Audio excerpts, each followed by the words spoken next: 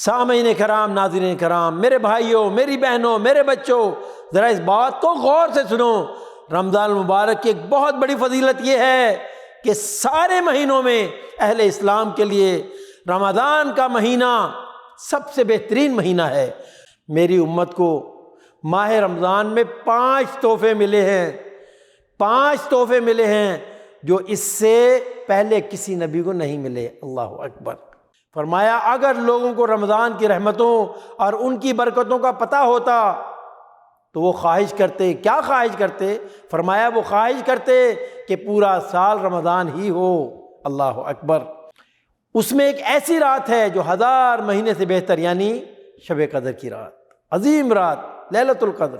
اس مہینے میں مومن کا رزق بڑھا دیا جاتا ہے۔ سبحان اللہ۔ اس مہینے کا ابتدائی حصہ رحمت ہے اور درمیانی حصہ مغفرت ہے اور آخری حصہ دوزخ سے آزادی ہے۔ اس میں 4 کام زیادہ سے زیادہ کرنے کی کوشش کرو۔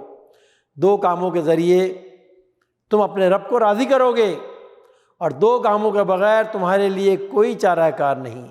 یہ جو رمضان المبارک کا مہینہ ہے یہ دعاؤں کی قبولیت کا مہینہ ہے۔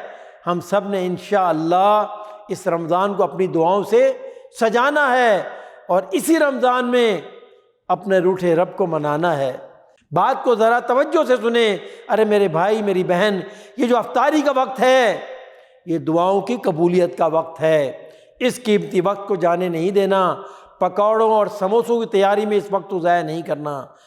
آپ صلی اللہ علیہ وسلم نے جواب میں ارشاد فرمایا کہ رمضان المبارک میں عمرہ کرنا میرے ساتھ حج کرنے کے برابر ہے۔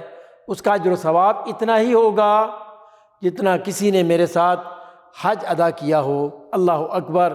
کیا شان ہے رمضان میں عمرہ کرنے کی۔ رمضان میں افطاری کے وقت اللہ رب العالمین کی جانب سے 60,000 انسانوں کو جہنم کی آگ سے آزاد کیا جاتا ہے۔ اللہ اکبر۔ کیا شان ہے اس ماہ مبارک کی۔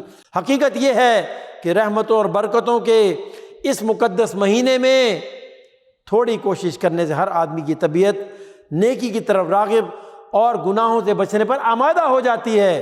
رمضان کے ثمرات سمیٹنے، رمضان کی اصل روح تقویٰ کو پانے کے لیے یہ ویڈیوز آپ کی مکمل رہنمائی کریں گے۔ ان کو دیکھیے اور شیئر کیجیے۔ جزاک اللہ خیر۔